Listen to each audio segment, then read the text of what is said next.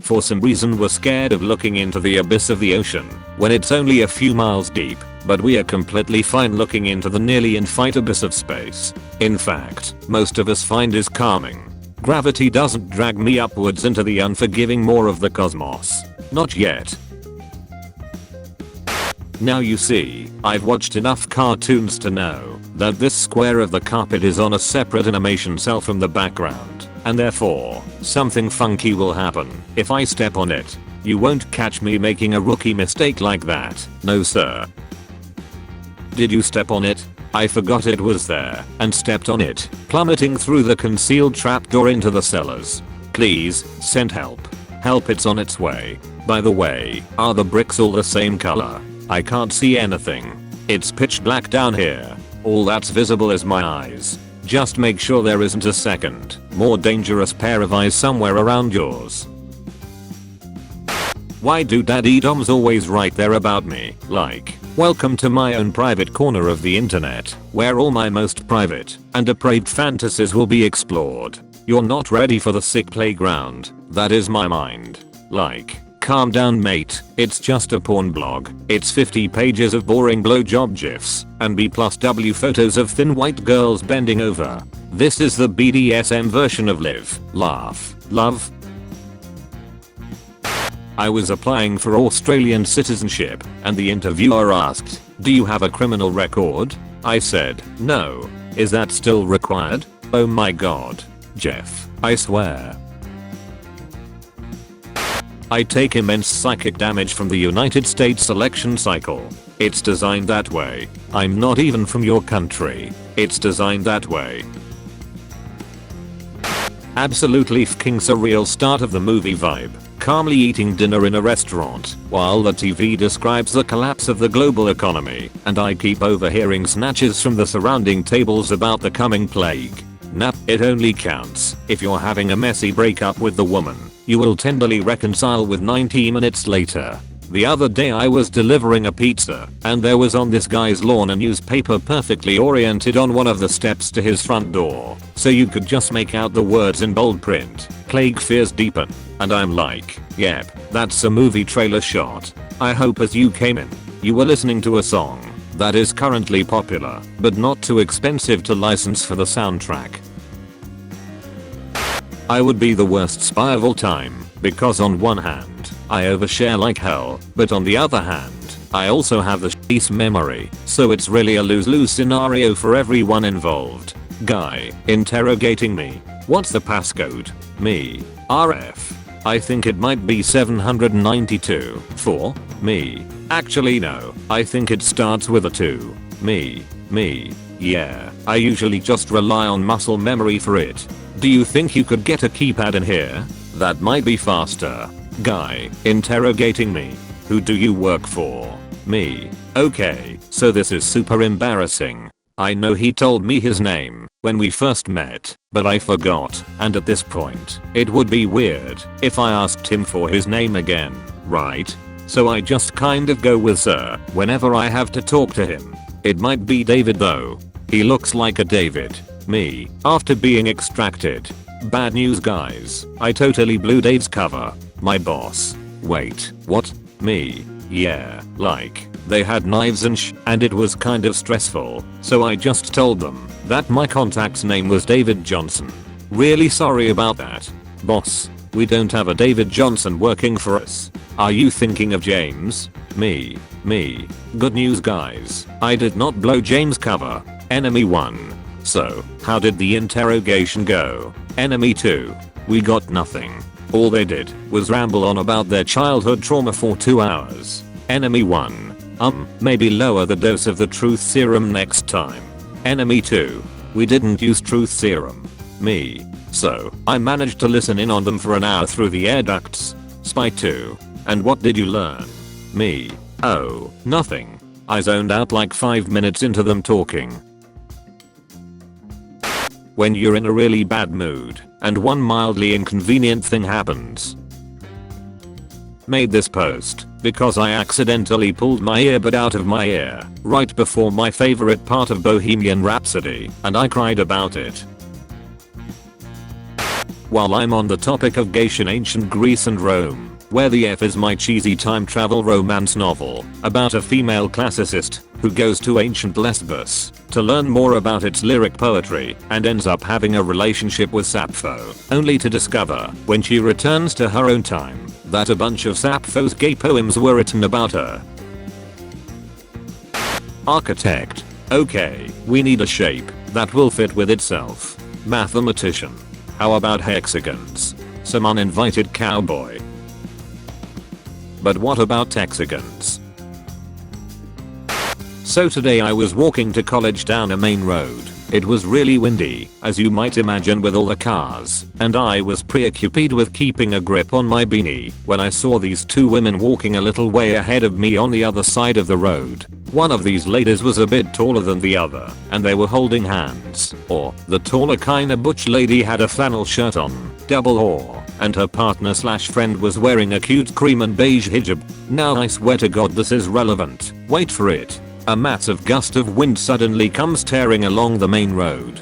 I nearly lose my backpack. To give an idea of how bad it was, I look up and see the wind drip off this poor girl's hijab and send it spiraling away down the street. She had an undercap on, so no major crisis, but still, right before you can blink, our taller flannel wearing girlfriend of the year tears off her flannel, like lesbian Clark F. Kent, throws her shirt over her partner's head, and bam, she sprints off like a shot after the hijab, like 10/10ths. Damn son, holy cheese, it's burrito. That is a very definition of chivalry and romance right there. Bad. Human. Has obvious crush on robot. Robot. What a wonderful paragon of empathy this person must be, to feel love for a cold, unlovable machine, such as myself. Good. Human. Has obvious crush on robot. Robot. Finally, a human with taste.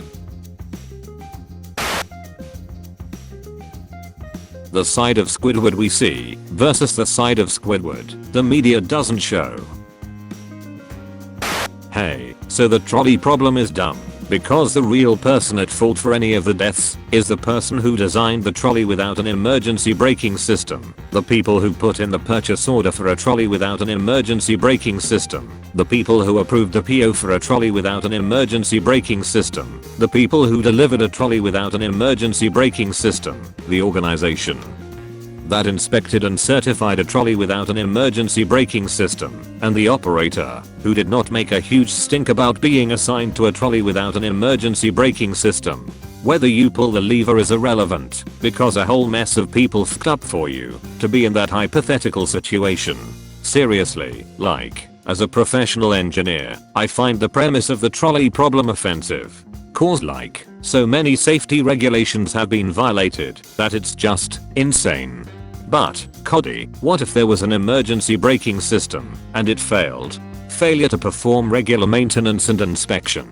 So, it's still someone else's fault. What if maintenance and inspections were done correctly and it still failed? Some engineer somewhere failed too. Some engineer somewhere failed to design a failsafe with the necessary redundancies. Again, it's someone else's fault. What about sabotage? The saboteur is obviously to blame. What if it's just a freak accident? Once again, there's that engineer failing to place redundancies. What if it was just an act of God, and the engineer and everyone else did everything right? Then God is to blame. Duh. Not sure why this is so hard to get. Any accident investigator will tell you that an accident is caused by a chain of incidents, and there were always several places the disaster could have been stopped. Trolley problems are just philosophers being cruel to their audiences. I would look at whoever is tying people to trolley tracks. That might be the issue right there. The biggest lie I ever told, and how my husband came to protect it. 4 years I have lived this lie, telling everyone I'm allergic to peanuts because I hate the smell of peanut butter and don't really like peanut butter that much. But whenever I used to tell people I don't like peanut butter, they'd get all defensive, like, peanut butter is amazing. How do you not like it? And then I'd have to go into this whole thing to defend my taste buds. But then I got tired of it and started telling people that I'm just allergic to peanuts because that way it's not my fault that I hate the smell of peanut butter. It's now like, I'm a sad little baby who will never get to taste peanut butter ever in her life, and everyone feels sad for me. But the problem is that I really love peanut M&Ms, and so now I can only eat peanut M&Ms when I'm at home in secret. The only person who knows my lie is my husband. And so at work this evening we had a small celebration for someone, and they had peanut M&Ms, and I really wanted some, but obviously couldn't eat them in public because then people would know my peanut secret. And so when we got home after work, my husband tipped his jacket over and emptied his pockets, and at least 30 or so peanut M&Ms fell out of his pockets, and he whispered, "I was sneakily accumulating them all night for you because I could see the pain in your eyes. And if that isn't love, then I don't know what is." How aliens see Earth in movies. How Americans see Earth. These two facts are connected. Scully, you're not gonna believe this. My parents are fighting. Who do they mean? Alcoholism and late in life homosexuality. My girlfriend. Treat me like a princess. Me, tears in my eyes, hauling the guillotine out of storage. I'm sorry, honey, but for the good of my comrades and country, a monarchy cannot stand. Sometimes I get a little stressed out because I'm living in a part of history that'll one day be talked about and discussed and papers written. And what am I doing? What have I done? Laundry, barely. Sometimes I used to wonder what regular folks were doing during eventful periods in history. Now I'm living in one, and yeah, it turns out the answer is laundry, barely. Get up. Get out of bed. There are mushrooms to see. I'm up. Where are the mushrooms? Here are your mushrooms. Ah, spectacular. What girls say. I'm fine. What girls mean. I'm too embarrassed to ask for water from your mom because this is the first time I've been over and she's asked me like 500 times if I wanted any, and I've been saying no, but I'm dying of thirst. Fantasy fiction has dragons. Me. The dragons are just giant fire-breathing lizards with no more intelligence than any other animal and are eventually killed by the heroes who are praised for defeating a great evil. Me, closing the book and throwing it across the room. This sucks. Where are the dragon riders, you idiot? Where's the bond between dragon and human that makes us all yearn for a special connection we can never have? F you.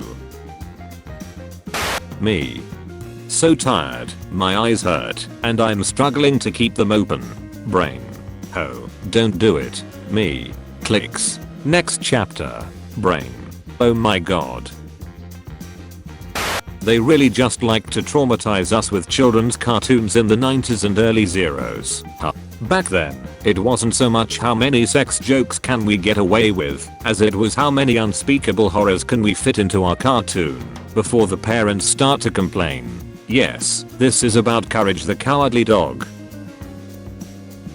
Me, about to talk in public. Rehearse is what I'm going to say 50 times in my brain. Me. Today how you are. I love saying DW because it could mean don't worry, but it could also mean do worry. Ominous. Keeps you guessing. What the F is a Doctor Who? It's Arthur's little sister, you fools.